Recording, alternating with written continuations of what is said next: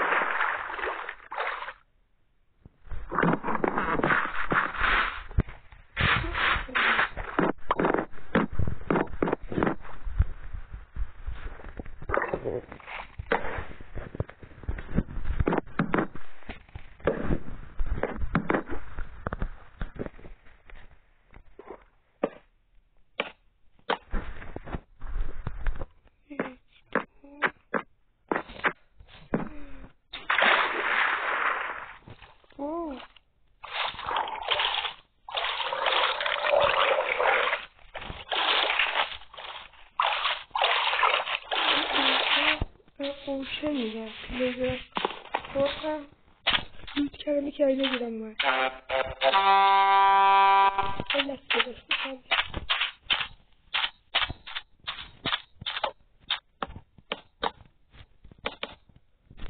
این کاره خوله.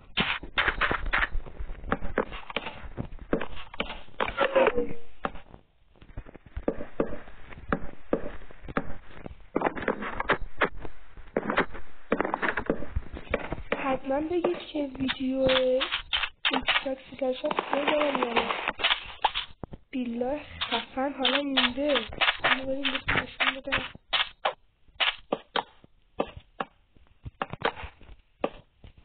من بین هیچ شیدری دارم بازی میکنم. اگه شیدر یا شیدر پک یا هر شیدر میگه هر کار کنید با اینکه لپوشت نخو خوش میرسه. سلام لپوشت عزیز. من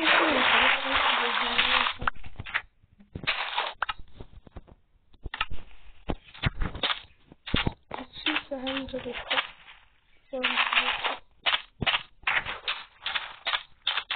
لپوشتم یه جا اسکولیه.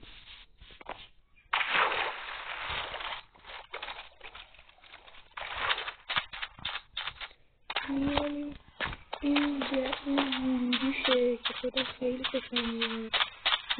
میرسیم اینجا که مثل حوضه آب میمونه. اینم یه شمشیره خیلی بزرگ و خوب و خفن که توش دروازه ندر که نرفتم حالا از این جرگره نرفتم بزرگ.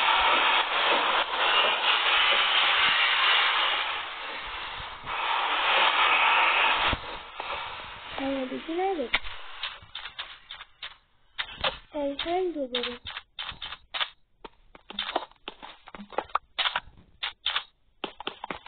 خب کنسه میبینی یه تو آهان روحان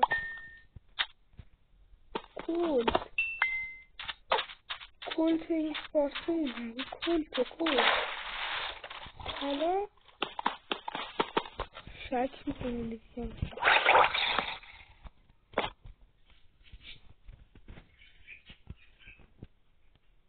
لعنتش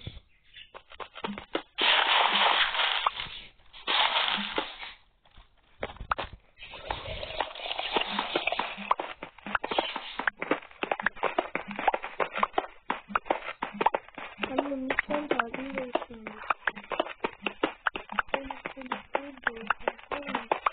حالا بکنم خوش شانسی برام چقدر میتونه خوش شانسی اینو بفرام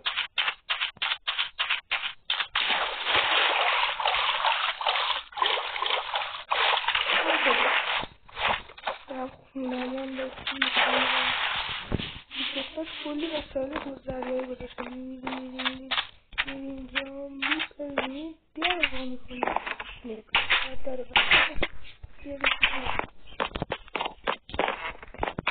این که نقش گنج و این چیزایی اتنوان این چیزایی میشنی توت هیچی نیست خوبیه سپر و پروتکشن 1 تنه زامبی دیدم بعدش هم نوع دار نمیدونم چجوری چیرسو تبر آهنی اینجا دایمه کار داشتم میگستم پیدا کردم بله دایموند خیلی پایین توی قاری بود که کار دوره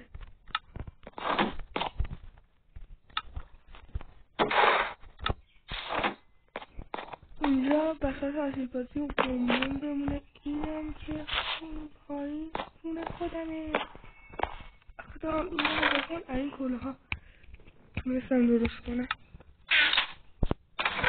بله کله ها تونستم نیم تاکی رو درست کنم اینا کلی گنج پیدا کنم اینو سلاح ها آهنی یه خلوات ساختم انداختم با دایموندم میدونم که رو باید تبر ساختم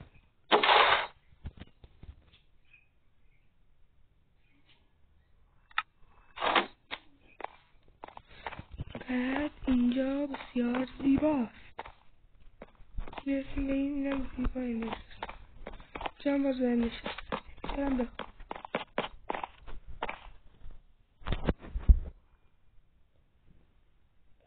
خیلی خوبه چند وقت میشه یه خر دیدم خب یه نفر میگه خره میگه یه روز یه خره بوده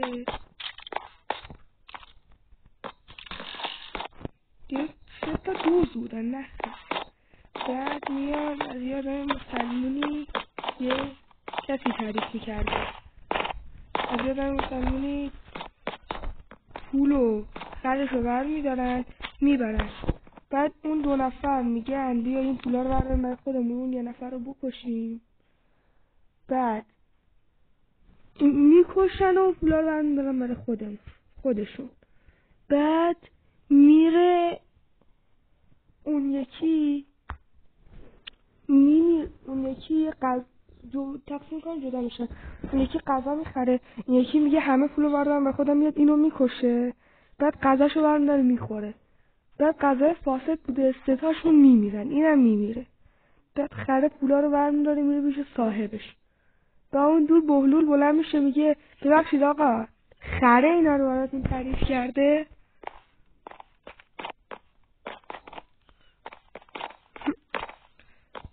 جز خره کسی دیگه ای نبوده همه مرده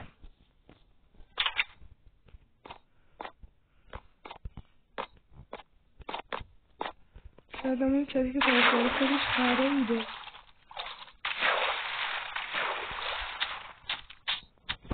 ولش کن